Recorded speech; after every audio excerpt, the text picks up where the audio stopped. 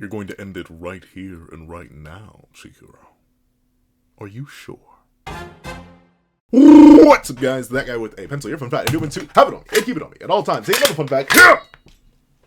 You know what time it is. We are here for another edition of Kagurabachi, chapter 100 in Thrizzle? 10 Thrizzle? 10 Thrizzle, right? 10 Thrizzle? 10 Thrizzle! 10 Thrizzle of Kagurabachi, Kagurabachi. You know I had to pre-draw for it. And in case you're wondering, don't worry, the last one didn't get blown up. That was me. You have 24 hours to watch the reviews for now. It won't be like one more week. I don't know. I'll test it. I'll make the last one public after the last strike clears. I have one strike on the channel still right now. It should clear. Let's see what day is this gonna go up? I'm recording it the day it drops on the 30th. It's probably not gonna go up till the 2nd. And I think that means like 2 days after this review is actually like public for non-patrons and non-members, and it's like the super ganked edited version. In fact, hold on, I need to move over here. Just so, like, the super ganked edited version doesn't look too awful. In fact, let me shrink a little bit. There we go. This should probably work. I think. But I think not after like 24 hours. I'm not like, no, not after a week. I mean, I could wait longer. I don't feel like waiting though. I'll wait till the last one's gone and I have no strikes on the channel again. Then I will unprivate and test. If the super ganked public versions of these still get annihilated by Shueisha, then like, fine, whatever. I'll just keep privating them after a while and then let time pass. But sorry about that, if in case you were looking for it. But gotta pay attention. Usually Kagurabachi does just drop at 12 or 3 on Tuesdays EST, just because of how the schedule works out now. But with it being the case, in case you're wondering where the last one went, but let's not waste more time. Let's hop right into chapter 103 of Kagurabachi, which is known as, I don't know. Let's see. Oh! Yeah, so it looks like it was a coloring thing. I saw a lot of people point out that technically the end of 102 may not have been a coloring mistake or a coloring mistake by Hokuzono Sensei. It may have been like intentional in the sense of Chihiro attacking the Shinichi or attacking the Makatsumi with N10 disrupted Yor's connection to it. But unless maybe, I can't tell here. It looks like his eyes are still black here when he's initially making contact and knocking him off. Unless he instantly got it back, it looks like last chapter was just a coloring mistake because he still has the all-black Makatsumi eyes. So, I don't know. Maybe it was the case where it was meant to signify disruption and it only happened for one instant. Because that was the big thing that happened during the Chihiro and Samura fight, where Chihiro only managed to chip Tobimune, not to talk of actual Shinichi. So he was only able to disrupt the connection for like half a second. And then it immediately came back. But regardless, I'm intrigued to see how Chihiro's going to get this cookie. Let's not waste more time. Let's hop right into chapter 103. I don't know the title. So he slashes, he hits, but it looks like Yura just parries him off. This ends here, you say. Today, it finally begins. Oh! Oh! Man, leave it to you to be dropping more. Alright, let's see. Today, it finally begins. Okay, chapter 103. Oh, interesting. Chapter 103, healing. So Chihiro goes to use Kuro. Oh, and then he, alright. Jay, wait, where'd Chihiro go? He's not even the panel. Jeez. Alright. So he couldn't even get the Kuro off before he got Dragonflied of Doom. And it's still crazy that you're still wielding just the Sheath Shinichi. He can't outdraw it yet. Or he hasn't. Let's see. So Chihiro gets blitzed by Dragonfly here, clearly. Because he goes for the, and I love this perspective too. It's literally just Dragonfly. Like we essentially become Yura for the POV. POV, you're Yura about to use Dragonfly on Chihiro, and then he's just boom, he just launches him off. Dragonfly like a shotgun, basically. Let's say, boom, sends Chihiro flying, shing, seemingly into a building too.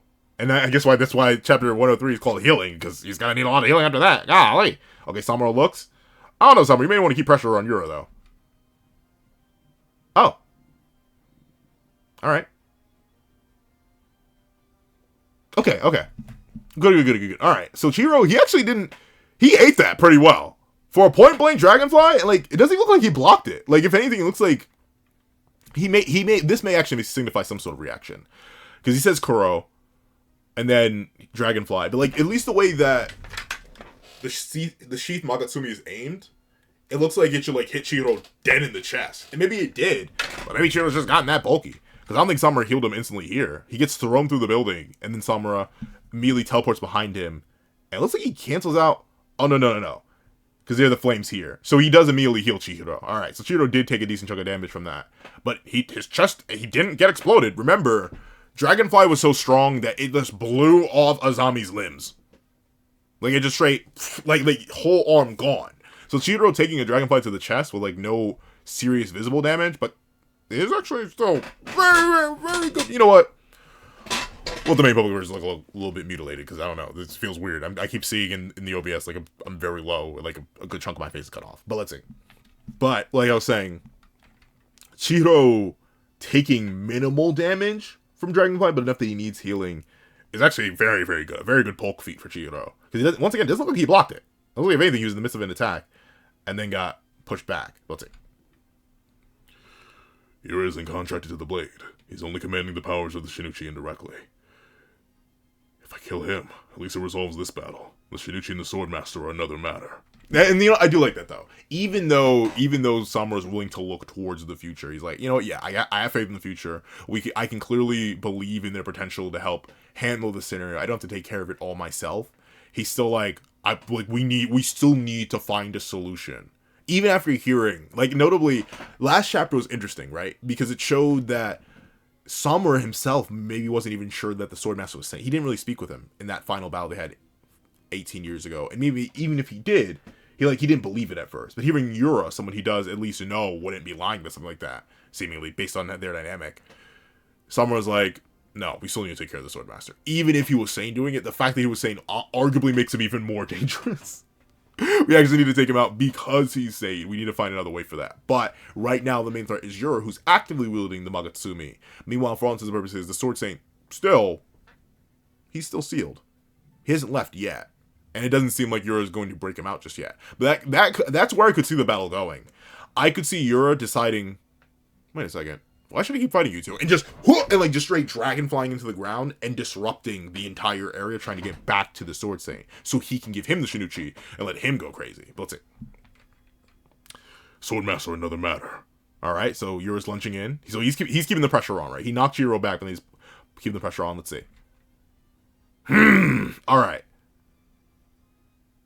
Interesting. And you know what? A lot of people did point out, right? Because one of my biggest questions last review was, hey, is that smart? Do you really want to put all your faith in a man who could immediately one-shot you if you were to actually reunite him with a sword, especially after you informed him that you did slay his brother-in-law, and on top of that, he is perfectly sane, so it's not even like he would not feel mad at you for that? Like, it's actually a good idea to give all that power to someone external. A lot of people did point out, the Swordmaster, just as a regular swordsman, should diff the soul out of Yura. In the same way that Uraha and Natsuki were actually kind of giving Yura the work in terms of swordsmanship, Yura was only able to keep up because of insane base physicals, which, once again, does seem to imply that he may be from the island. But because Yura was willing to keep it because of insane base physicals, he wasn't actually that skilled of a swordsman. A lot of y'all pointed out, technically, as powerful as Yura would be with the Magatsumi, with the Shinichi, he technically wouldn't be as potent as the Sword Saint. And obviously, the Magatsumi is more than enough, as long as the other Enchanted Blades are also under his command. But just in case another threat appears, or something greater, it's better to have the highest quality version of what the Magatsumi and the Shinichi has to offer. You are clearly, unironically, in a similar way to Hirohiko, which is why Hirohiko has such an interesting character dynamic with Yura. In a similar way to Hirohiko, Yura doesn't really care about swordsmanship in the traditional way. He just sees it and like, he wields a sword kind of like how we would wield a sword. So it's a sharp, blunt instrument kind of sort of. And especially right now with the Magatsumi, with it being sheathed, it's just a blunt instrument. So he just swings it. And he swings it pretty effectively, but he doesn't have any skill or mastery behind it. Meanwhile, the Sword Saint or the Sword Master is the Sword Saint / Sword Master. So he's probably at bare minimum the same skill tier as Misaka and Samura, and also has the experience and likely the evolution with the Magatsumi that Yura could likely never reach, or it would take him so much longer to reach that a lot of y'all were like, well, realistically, giving it to Akimoto Soga would probably just make it easier, as long as he can work with Akimoto Soga. And a lot of people also pointed out that Yura is playing mind games with Akimoto Soga, just in the same way that he's playing mind games with everybody else, right? He's not just directly telling him all the information that he clearly has about Rokuhiro being his nephew, about what actually ended up happening, like all that. he's not being as direct as he could be. So he still is playing mind games. He's gambling, but notably a big part of Yura's character is his willingness to gamble and take risks and chance a whole lot of stuff. So this actually does fit. The idea of him possibly giving up the power of basically divinity to the man who once held divinity. It's a gamble that Yura would definitely take in character. But let's see. Wish. Oh, he's strong. Yeah, and even Chiro is willing to admit. Yeah, just in terms of sheer physical stats, Yura is pretty cracked. But Chiro is able to react in time. Alright, a feather appears. He teleports behind. Open blade out. Let's see. Ooh, mid-swing too. Let's see. How does Yura react to this? Ah, interesting. Oh. Affects fight. Okay, okay. So this is multiple interesting things. I wonder, wasn't Hero taking damage? That's weird, but that's interesting. So Yura was actually that's actually a rarity though. He was able to react to what looks like a regular full speed Samurai quick draw, and not even just react, but react and like fully dodge in and even swing back with an attack of his own after already hitting Chihiro off. So that actually. Maybe your upscale reaction wise, because very few characters have been able to react to Samura at all. And he reacts just fine after Samura teleports behind him mid-swing. And he manages to dodge most of the hit. But it looks like he does land at least a little bit of a hit here. Oof, once again, man. Hokusono Sensei said, what, you think Sakamoto has better choreography than me? Hold on, let me cook! Let's see. Yeah. And he even lands a hit on Samura. They both land cuts on each other, but Samura gets a slash to his face a little bit by once again the blunt Magatsumi, the blunt sheath Magatsumi. And then he does seemingly land a hit on Yura's shoulder, just barely. Let's see. He's always had great reflexes, but this is something Oh, okay. So I do like that Chiro does remember his previous fight with Yura. So he's like, man, he's always been cracked like this. He's always had great reflexes, but this is something else entirely. And interesting, the wound immediately heals. Is this my wound? I feel like that's mistranslated. Who translated this? Who translated this? Translation, Camilla Nie, and lettering, Phil Christie? The reason I say that this is translated weird is he said, Chiro in his mind is like, it's as if my wounds heal automatically when he's specifically noting that Yura's wounds heal. Like that should be like, it shouldn't be as if it's as if his wounds heal automatically, because he notices the cut that Samura lands on Yura just immediately close. But let's say the Magatsumi enchanted blade affects vitality, stealing from others and giving it. Oh, interesting. Stealing it from others, giving it to its master. Its powers elevate all activities associated with vitality. Ah, okay, so healing, movement, reflexes, that's interesting. That's interesting. So that's actually very powerful. That would also explain the mass life drain. That would explain the malediction and its purpose there. Because, and also the whole idea of it growing flowers and plants, right? That's actually, what I'm going to say to think about, right? Because when you look at it like that, right? It elevates all activities associated with vitality. That means as long as you're in the presence of the Magatsumi, you're being drained. And all damage being done to it restores you. And the reason that correlates to the flowers is because flowers take nutrients from the things they grow out of, right? Well, like flowers take nutrients from the ground. They take the rainwater and stuff like that. So the Magatsumi, and that explains why it's associated with like bugs and gardens and dragonflies and stuff like that. Because it's like an ecosystem. It drains everything out of the resources the ground has to offer and grows from it. Same thing with Yura. He's getting everything elevated, including his reflexes, including his healing, including his reactions, including his perception. Everything is getting buffed. It's crazy that they managed to beat him, though. Like, all five, I know it was 5 Enchanted Blades v1, but still, that's crazy. Because he was presumably draining them, too. Huh. I do wonder why the flowers never failed to bloom, though. Or, like, never stopped blooming. Because it's not like everyone has infinite vitality. But let's say, pow, pow, pow. What? They breaking through the building? Oh, it's clean! Oh, it's clean! Oh, it's clean! Oh, it's clean! I will not show the double spread because I don't want the channel to explode. But let's see. Alright. But I see what they mean here. It's like a battle of healing. Oh, wait. Is Akimoto starting to encroach on him again? Because why are flowers growing out of him now? They weren't growing out of him initially. Hold on. Because they can see that Samurai, he's playing the support role. Chihiro's the main DPS. And then Yura is he's a lifesteal character, unironically enough. What's a good example? thinking of rivals in particular. What's coming to mind? Is there actually lifesteal in rivals? There's like you gain overshield. I don't think there's like actual lifesteal, but technically Yura is a mixed. He's like a mixed tank DPS type, where he has not only just amazing durability and great reflexes, but also he heals off any damage. Meanwhile, Chihiro is mostly a DPS, with technically the ability to copy the Phoenix of Samura in order to heal himself. And he could also possibly get to work on copying the Magatsumi's abilities. But Samura is also mainly a support type with just like teleportation and healing, but also really good DPS. Samura's like, if I had to make comparison to Marvel Rivals, because once again I'm heavily obsessed with Marvel Rivals for some reason, I'd say Yura is kind of like, but that's like Fantastic doesn't have lifesteal, but essentially Yura is, I can't think of Yura. I'll come back to Yura in a second. But Samura is like a Gambit, where he has unique buffs and debuffs, and also really good DPS once he uses it properly. Chihiro is kind of, in terms of like a DPS, I guess he's kind of like, what's a disruptor? He's kind of like an all-around DPS. He's kind of like a Bucky, where he can get the overshield, he can do a lot of damage really, really fast, and he can also disrupt or interrupt what an opponent's doing a whole lot. Kind of like Bucky with like his million different ways of CCing you, whether it be with grounding you with the knock-up, whether it be grabbing you with his grab, or knocking you out of the air with tainted voltage. Like, that's what Chihiro kind of has. And of course, he has the ability to consistently get back up and keep moving, keep copying, kind of like how Bucky can consistently get his ult back. Then I'd say, realistically, Yura's kind of like, he's kind of like Thor in a weird way. Where Thor, as long as he's like playing his cards right, can consistently get overshield and just keep going and going and going. I'm saying this as a Thor main. As long as you get it right, you can keep kind of just looping ad infinitum. But he's like a Thor that has the ability to heal himself, which I don't think like I can't do any of the tanks. It's like he's kind of like a Groot in a way, and actually he does work, but he's way too fast just to be like an equal Groot comparison.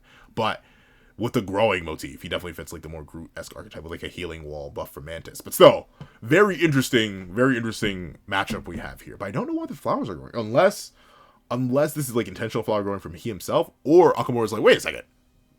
That kid look, why gotta look like myself? Like, can Akamura see right now? Does he know what's happening? I don't know. Let's see.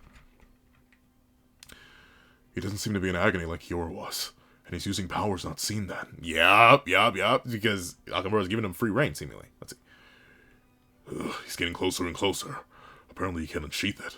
But to what extent can he use its powers? Alright, so Samura, once again, he doesn't know. But that's interesting. He's that much of a prodigy that he's already climbing up to the level of the Sword Saint 18 years ago. That's what Samura sees here. Let's see.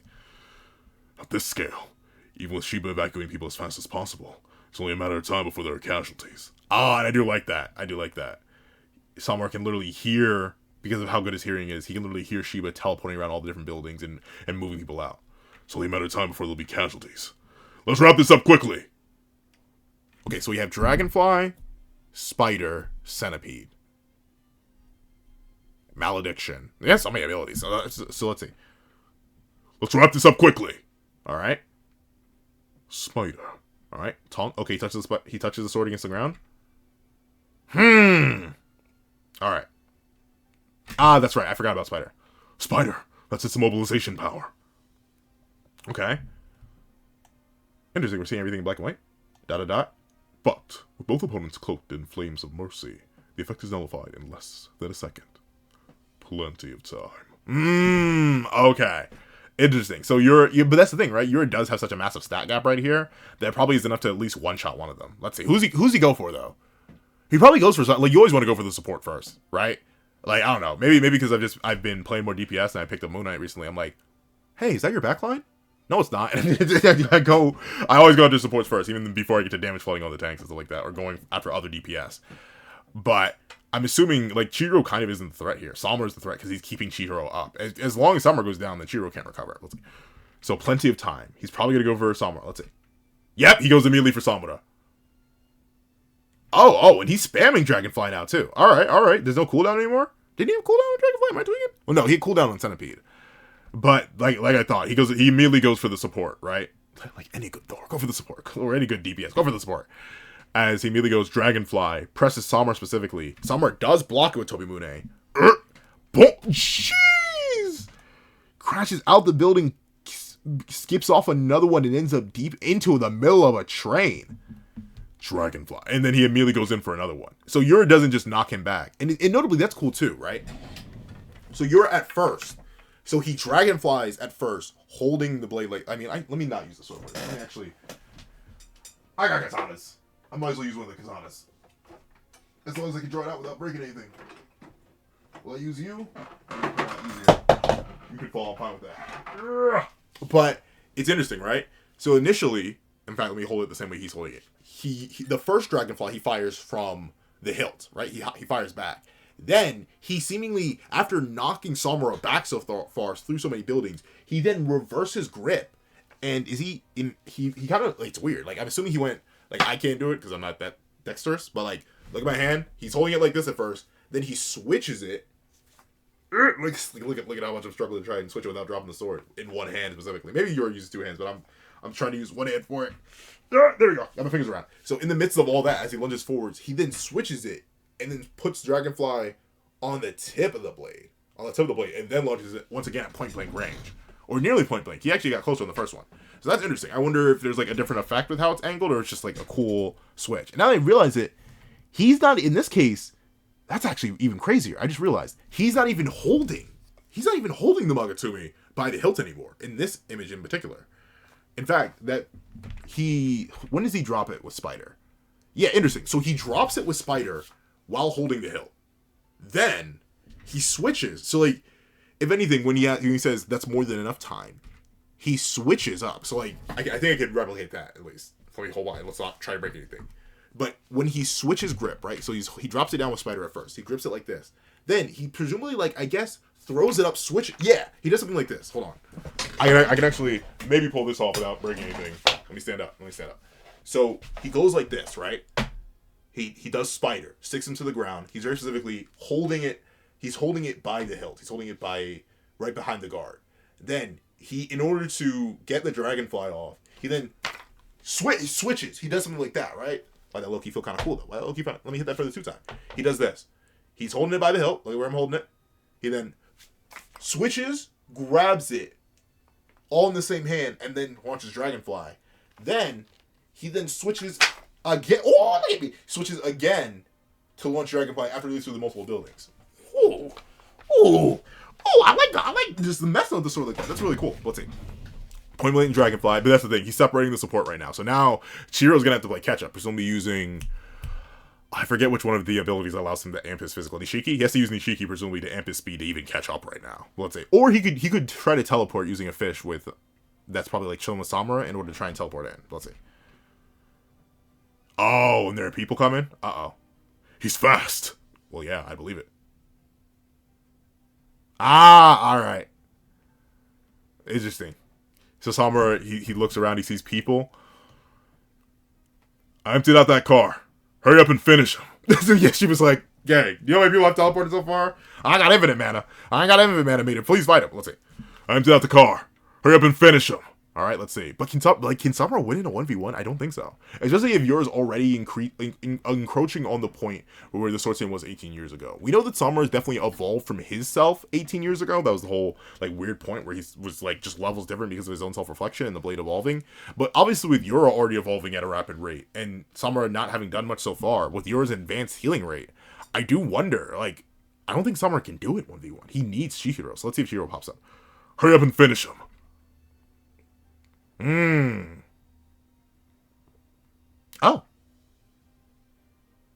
Oh, what? Whoa. Okay, that's crazy. I mean, that does make sense, though, in comparison to, with what we've seen before. Yep, they didn't even bring it up. So he releases a whole bunch of feathers. What? Tobimune's power. The flames of universal mercy are originally intended to heal its master. But with Samura's true realm, he will apply them even to objects. Which is still very cracked and crazy. So and you know what? I bet in a weird way, Hirohiko probably inspired to play like this. Like, taking advantage of the environment. Because these aren't even, like, notably, these aren't even the Flames of Mercy, right? Because the Flames of Mercy would be fire. But in this case, it's just the idea that he can apply abilities that are exclusive to Tobimune, that used to be exclusive to living people in himself. He can now apply that to other things. So he's not using the Flames of Mercy here. He's not using Phoenix. He's using Crow to teleport the entire train car all at once. He grabs it and then dips with it. Just in the same way that Hirohiko managed to imply play to the entire building, even though it took a whole bunch of energy. So I wonder how much energy this is going to take from Samura. Let's see. Apply them. But then again, he's currently locking himself in a 1v1 with Yura, which still probably isn't the best thing. He probably does still need Chihiro there, at least as some sort of diversion. Let's see. An entire train car? Impossible. Yura. If there's anybody who should know that impossible is the last word you want to say around Samura, it should be you, Buckaroo. Let's see. An entire train car? Impossible. Crow. Boom! And he's just gone with it. Alright. Oh, oh, what? Okay. Jeez. What? Look at him. He's so junked, dog. Boom. He was worrying about those civilians and took that dragonfly full on. Ah, okay. So, but then again, I wonder how he diverted this one. Did he just block it? Did he block it in the first time he blocked it well, but the second time he couldn't? Or did he heal in between these two panels, right? Because he gets hit by a dragonfly point blank here. So what's the difference between this dragonfly that's pointed with the end of the sword and this dragonfly that's pointed with the hilt? I don't know. But clearly there is a difference, because that one didn't do too much damage. He still wasn't physical. He was just fine physically. But in this case, he loses a chunk of his torso and a massive chunk of his arm. Let's see. That's your weakness, Samura. You can't perform great feats without making... Oh, jeez, he got a point-blank centipede? I mean, I presume Ichiro's going to show up somehow. Or someone's going to warp out, or he's going to be able to heal himself. But, you can't perform great feats without making sacrifices. And that... I mean, like, to be fair, you can still do that, like, in real life, but I get what Yura means in this case. In terms of, like, the world they want to build, or the world that Yura wants to build, like, you do need to sacrifice a bunch. A bunch of innocents, a bunch of non-innocents, it doesn't matter. They all need to go. But he's about to use Centipede? Let's see. Is he actually going to get it off? I do love this, though. I love the train car falling out of the sky, the Centipede ring wrapping around them both, Yura being the center of it, but Samura falling towards the edge of it. Like, and the fact that it's even on a tilted angle, too, matching on the panel. Oh, it's just so good. Oh, it's your go to your crack. Let's see. Uh-oh. Fish time. Let's see. And there it is. All right. So there was a fish, like I thought. There was a fish sticking with Samura, because note where the little goldfish appears, and then Chihiro's able to teleport into the train car. So he did have a fish on Samura that likely avoided the dragonfly. So if anything, Samura probably was a mix of blocking the dragonfly for the civilians, for one, right? Obviously, probably the core one.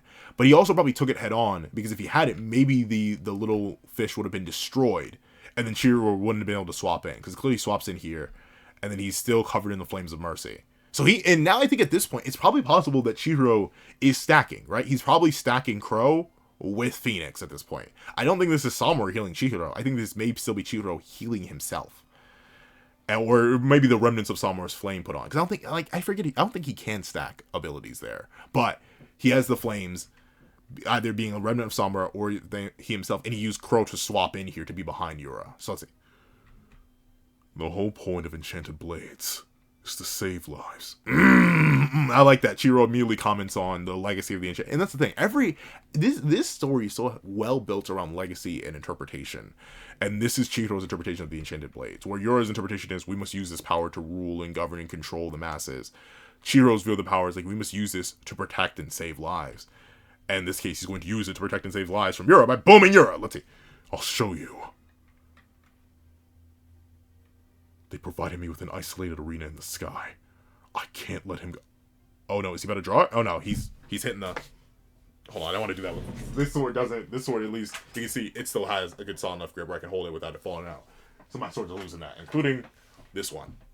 Like, look at that. Boom, it's lost its grip basically entirely. But it is a pretty old sword at this point. It's a few years old now. But Chihiro, so even though he hears Chihiro, presumably, he still hits the centipede. So I can't let him go back down there. Centipede. Shing. Oh, so he just brute forces through it. All right. Samura, I hope you heal yourself, dog. You may still get hit.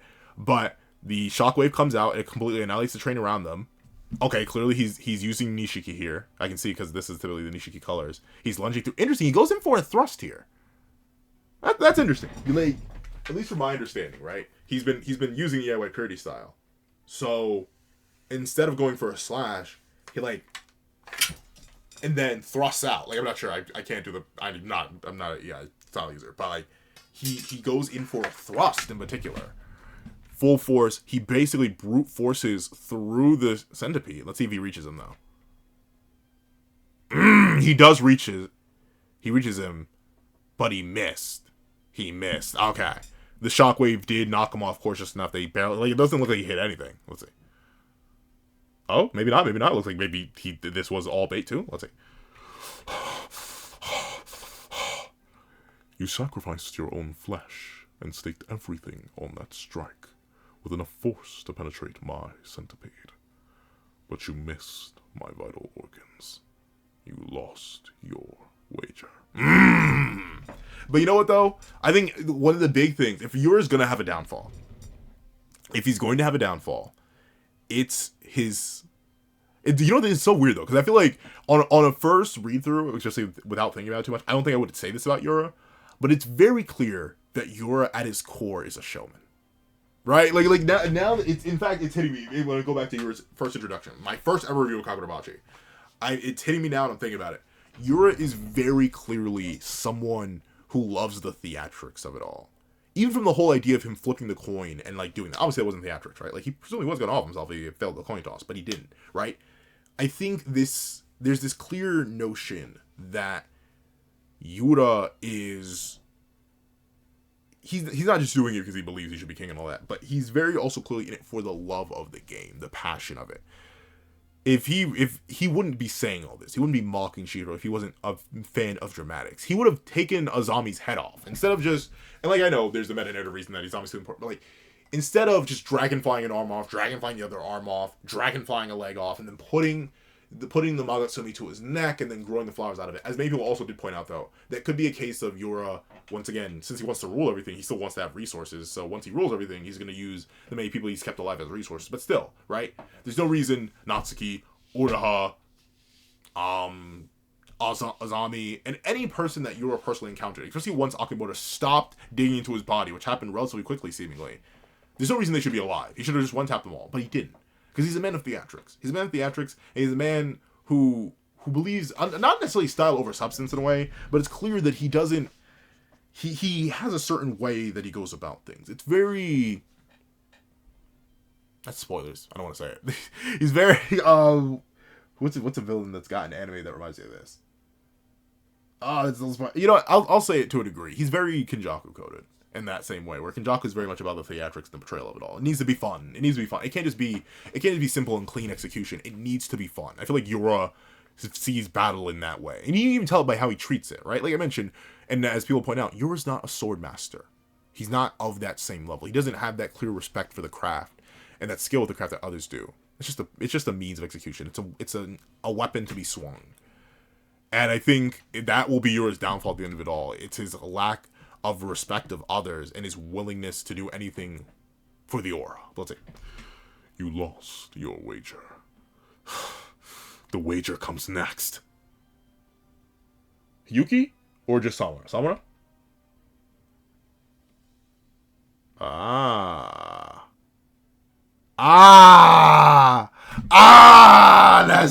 That's genius. All right. Mr. Samura, your firepower. Someone's like, wait, I'm in the middle of healing myself, bro. Wait, give me a sec. Oh.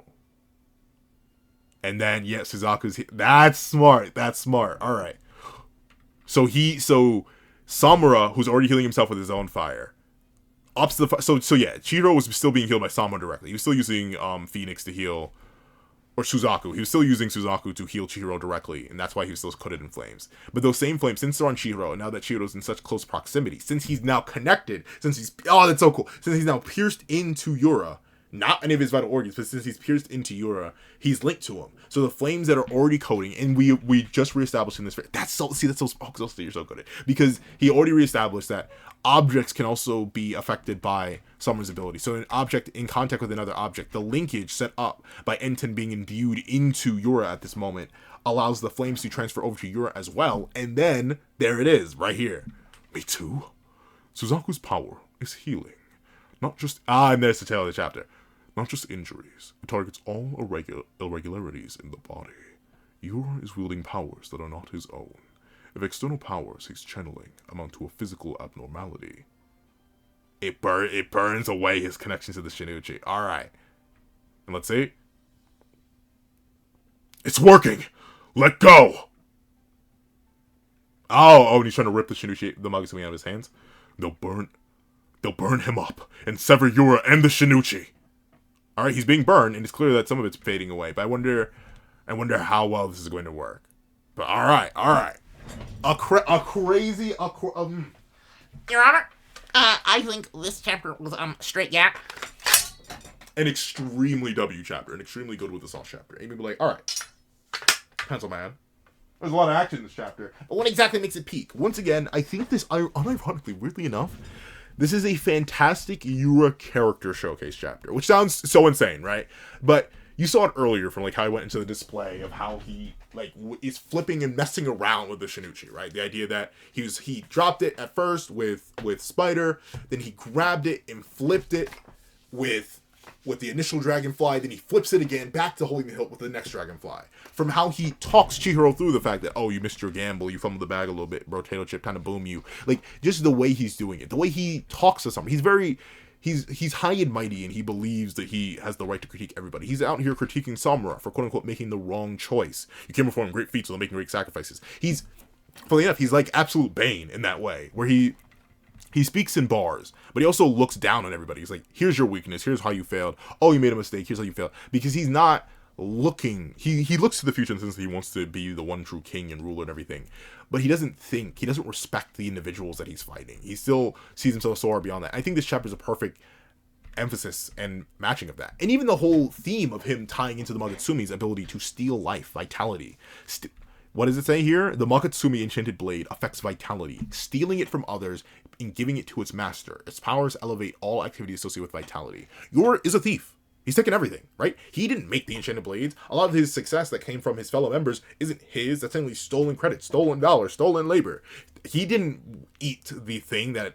He didn't eat the scroll of the 10 realms. No, he had somebody else do that. He's very much a person who takes from others without much regard. So he even matches the Magatsumi in that way. And seeing how, because of how much he's taken and how much he wants to take and how much he will go on to take, he doesn't respect and view people and doesn't see the idea of respecting others in that way at all valid. It makes sense that he would fall for something like this. That he would believe that, oh, well, I'm good and fine, and then burn up because the flames of mercy are still flames that remove impurity, and he's someone who's impure. Even the very Makatsumi itself, while he's being given these powers on proper loan by Akimura Soga, since Soga's just chill with him right now, it still doesn't matter to a full degree, because ultimately, those powers on his own, just like Yura continues to take everything, whether it be lives, people, items, lives and people are the same thing, like all this labor, everything. He still can be burned away because none of that is truly his own. Yura is in many ways a hollow husk, but that is all perfectly characterized in this chapter. And like I said, the character work for Yura through all that being communicated is also beautiful. And of course, the choreography in the chapter is straight gas, right? From the opener to many different ways Dragonfly gets used, to the launching through the building, through the teleporting, through the Yura dodge, to the Samura attack, to the bursting through the building, to Shiba even running around and still facilitating the battle, to the Spider use splitting the building. Once again, I love how, one of the main things I love about Kagurabachi and how its angling is used is very specifically the angling, right? Note how the Spider isn't like a horizontal wave, even though they're clearly standing, and Yura even taps his sword against a flat ground because the ground is falling in the building. Presumably it comes out at an angle. The centipede is at an angle. The even the dragonflies, because of how like a sword just works and curves, even they are sent at angles, right? Like this, the blade, it's not here. The blade even has like a little bit of an arch to it. The angle work, once again, builds into it beautifully. Obviously, this is a good chapter for Chihiro in the idea of legacy, the overarching idea of, hey, what should one's legacy be? How should it be interpreted? How do you interpret the nature of certain things? And seeing the contrast where Yura just believes they're weapons of mass destruction to be used for his own gain. Chihiro believes they're weapons to be used to save lives, which is also fantastic. And then, of course, Samura himself is still fantastic in this chapter, right? The idea of him being truly embodying the support role, right? Where he's the one sort of just lifting Chihiro up, making sure he recovers, giving him consistent healing. And then occasionally going in for attacks, but not necessarily succeeding all too much, triggering the healing factor of Yura. And then, of course, Shiba himself is still cool in this chapter. The idea that he's still running around and teleporting everybody out, but you can start to see that he's, one, struggling to do all that, and two, getting a little bit tired because he's using a whole bunch of energy, right? Because we see him here. He's sweating. He's exerting himself. I emptied out that car and that car exclusively. He's moving a whole lot. And because, this still isn't, the enchanted blades are still beyond him, he's starting to struggle. And I like that. There's so many different, all four major named characters in this chapter all get either good moments or great moments that facilitate and reinforce themselves as characters. Even Samura's faith in the future here, right, is so perfectly portrayed, continuing off his character arc. From one, keeping up with Chihiro and not just trying to remove him from the battle, just healing him and making him an active part of it, shows his faith in the future. Him attacking Yura, yet at the same time realizing, okay, this ain't working, and then going back to support Chihiro, playing his support role, works really, really well. Him focus on the civilians, and then focus on the civilians, leading him into a rough scenario, but still allowing him to set up into the final play of the chapter for Chihiro. Very, very cool. It's just a fantastic chapter. It's a fantastic chapter on every level. The choreography is fantastic. The character writing is fantastic. The dynamic between the characters are fantastic. The utilization of the abilities are fantastic. Like, it's a 10 out of 10 chapter. There's nothing wrong with the chapter at all. It's gas. It's gas. It's straight gas. It's straight gas. It's gas! But of course, that's what I think. Please tell me what you guys think in the comment section down below. If you're not only to the end of this video, please do me a favor and leave internal and external in the comment section down below. I want to thank you so much for watching. Please remember to leave a like, share, comment, and subscribe, and make sure you hit that lethal notification bell so you do not miss out on any videos that come to the channel. Also, I do want to have a Patreon down below. You can support me for as low as $1 a month. You get these exclusive videos, early content, and more. It's going to become a member to the channel for as low as $3 a month to get the same perks and more. Some of those perks include live reactions to other series I happen to review, ad-free variations of all my videos, early access to all my videos. And when I say ad-free and early access, I mean ad-free and early access to all the videos here on the main channel. These videos typically get recorded the day the chapter drops, and they go up the same day for patrons and members, but sometimes they will come out 2 days or 3 days or more days later. And on top of that, all reaction videos that are done on the second channel?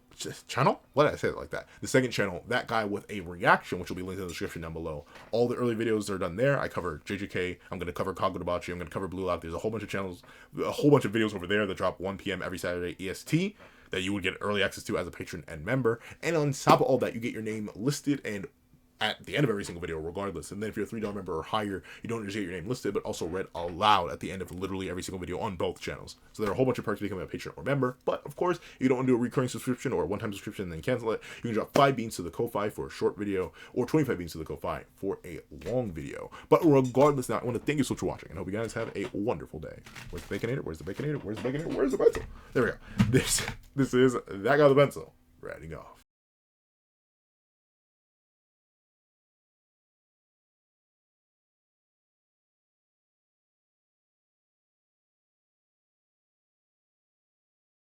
Alright, lady, thank you to our sketch tier members: Run of Flame, Red Wolf 4765, Astro, Glacier XZ, Zera, Brandon Payne, J2MA, Guilmi, Buddha Ura, Enzo, Swift Strike, Superflame Zero, Yuki Ally, Azo2404, Striker Man, Grim, Ollie, The Boy, Corey Watson, Damon Brown, Magic, CCC, Armando Furen, Dino, Heath Nelson, Hector Gonzalez, Black Sage, Zapro, Tim Thomas, Alex Kenny, Kaving, Julian Perez, 8SOA, Akulade Babatunde, Union I, RXN, Nevis97, Sheesh King, Logan Guzman, Karina Hernandez, Window Life, Dead Meme, Karudir, Reyna, Christian Carter, Jagoda, Keon Stewart, Donovan McIntosh, Sino King, and Hamza Idrisi. Then, I'd like to even thank you to our line art tier patrons: A+A, Kevin Encarnacion, Sean, Midnight Lord 21, Dreads Owen, and Norgazi Andasov. Then, I'd like to even thank you to our Ink tier members: King RTX and Shrimpo the 4 Shrimp 06. And I'd like to even thank you to our digital art tier members: J Warrior and AZ Void. And I'd like to give a final thank you to our colored art tier patrons: Walking Munoz and Walkie Munoz.